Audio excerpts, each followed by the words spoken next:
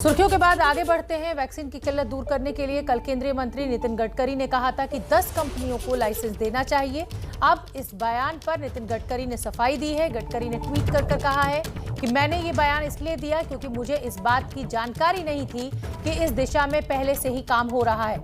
मुझे ये जानकारी दी गई है कि भारत सरकार 12 कंपनियों के जरिए वैक्सीन उत्पादन को बढ़ाने की कोशिश कर रही है। तो मैं पूरी टीम को बधाई देता हूं। नितिन गडकरी ने कल ये बयान दिया था कि ज्यादा से ज्यादा कंपनियों को वैक्सीन बनाने की इजाजत मिलनी चाहिए। अब नितिन गडकरी ने अपने बयान पर सफाई दी है। उनका कहना है कि मुझे इस बात की जानकारी नहीं थी कि भारत सरकार पहले से ही इस दिशा में काम कर रही है। वैक्सीन उत्पादन पर 12 कंपनियां काम कर रही हैं, मुझे ये जानकारी नहीं थी। मैं पूरी टीम को बधाई देता हूं। तो नितिन गडकरी ने ट्वीट कर कहा, मुझे ये जानकारी नहीं थी कि वैक्सीन का उत्पादन बढ़ाने के लिए रसायन और उर्वरक मंत्रालय पहले ही काम शुरू कर चुका है।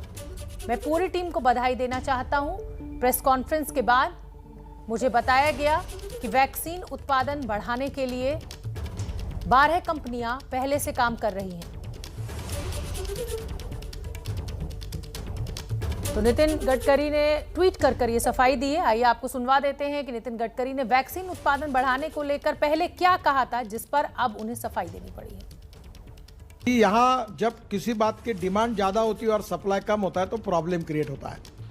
तो ये वैक्सीन वाली कंपनी एक के बजाय 10 लोगों को लाइसेंस दे और रॉयल्टी भी ले, कोई सेवाभावी करके ना करे।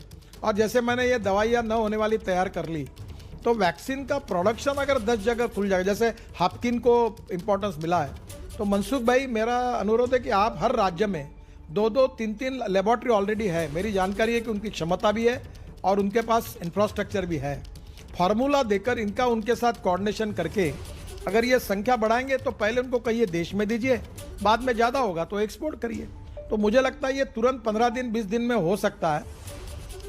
और उधर कांग्रेस ने नितिन गडकरी के इसी बयान के सहारे प्रधानमंत्री मोदी पर निशाना साधा है। सुन लेते हैं क्या कुछ कहना है रणदीप सिंह सुरजेवाला का। गडकरी जी वही कह रहे हैं जो डॉक्टर मनमोहन सिंह, सोनिया गांधी जी लगभग 25 दिन पहले कह चुके।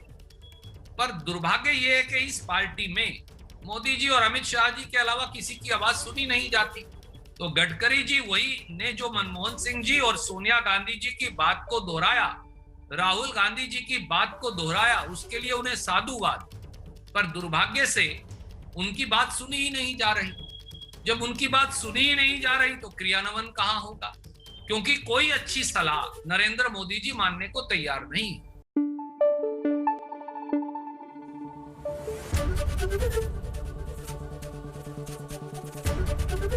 एबीपी न्यूज आपको रखे आगे।